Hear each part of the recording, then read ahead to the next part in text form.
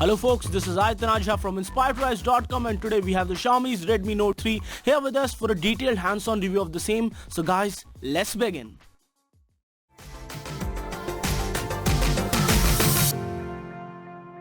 Firstly, let's talk about the build and display of this device. It comes with a 5.5-inch Full HD 1080p IPS display with 178 degrees of wide-angle viewing. And apart from this, the display feels really nice enough in hand. It has a very nice sunlight display which was first seen on Mi 4i, which adjusts the overall lighting of the display in order to make sure it's clearly visible even under strong sunlight conditions. And overall build of the device felt pretty nice in hand, and it has few modes like reading mode, optomatic contrast mode, increased contrast, and things which cut off the blue light in order to have a decent viewing experience at night time. And this is what the reading mode looks like. It allows you to make the changes to the overall blue light that comes out from your screen in order to have a good sleep, uninterrupted sleep. And moving forward, the device also has a software support wherein you get something like this, where you can get curated wallpapers from 500px and 500px and every other different good wallpaper websites, and you can favorite those wallpapers in order to save them to your local library, and they would shuffle up every day and your wallpaper would change every day. And this is a MIUI edition in the latest version of MIUI 7.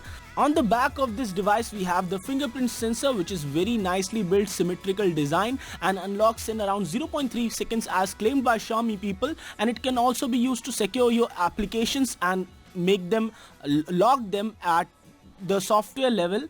On the right hand side we have the power button and the volume rocker, both of which are very nicely built out of aluminum. On the top we have the infrared sensor, small microphone, and 3.5mm jack. On the left hand side we have the SIM tray slot, which when opened up reveals the SIM, which is micro SIM and nano SIM, and it's a hybrid SIM tray slot, so you can also use one microSD card with it. On the bottom we have the micro USB port and a small hole for microphone.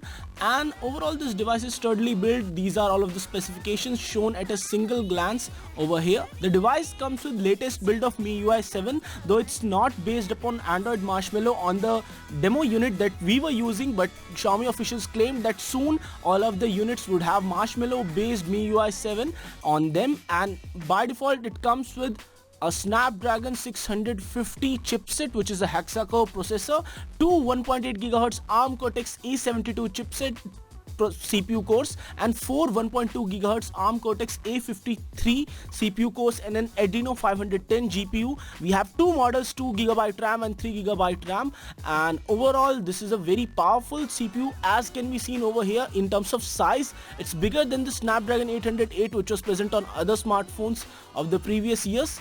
And this is the overall device specifications seen over here. The MIUI 7 also has a lot of battery saving optimizations, and only time would tell how would the performance and how would the battery saving fare up in real world usage when we use this smartphone for a long time. And they claim that heating won't be there, but we have to see it for ourselves to know this. And this list of sensors is really huge. It has a lot of sensors, gyroscope, etc. So VR would be easily possible on this device. And let's just take a look at the performance comparison of Snapdragon 650 versus Snapdragon 808. It's a very high score on Antutu as claimed by Xiaomi guys, but we have to see it for ourselves to believe it. And MIUI 7 is by default a very snappy operating system as seen here, and overall performance was really nice while just swiping through the menu, etc. The overall animations were really fluid, and we could easily swipe between different open applications. But at this point of time we don't have exact information on how good it was.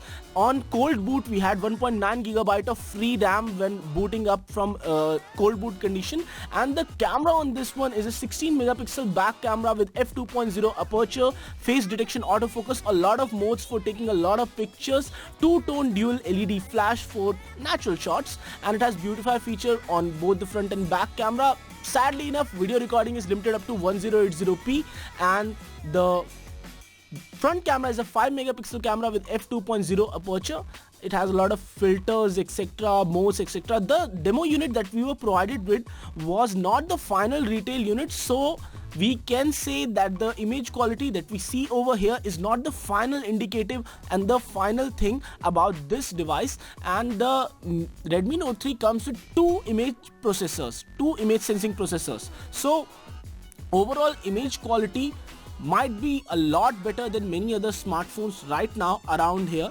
And this is a demo unit, but still the images came out pretty clear as we can see here. The beautify feature does work really well, made me look really younger, and overall clarity on the back etc. was nicely visible. This is Ayush from inspiredprice.com, and this is a full HD video sample taken from the front camera of the Xiaomi Redmi Note 3.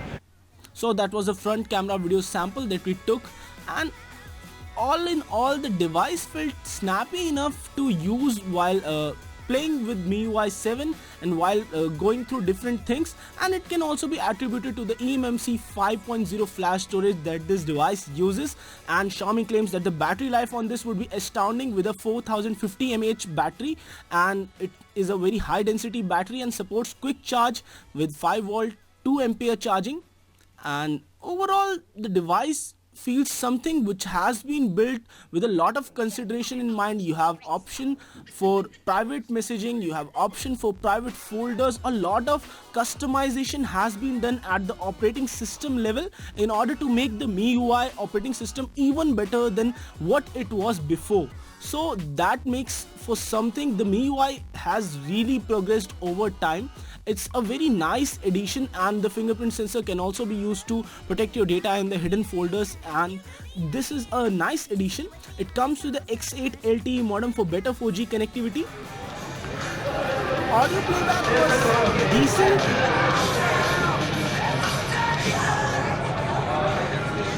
but the full volume also wasn't that high, so it felt like an initial disappointment. But when we use this device for a long period of time, then only we can comment on this fully. And it also comes with infrared sensor, which supports a lot of models for controlling them and very easy to set up. So that's something which is a nice value addition to this smartphone.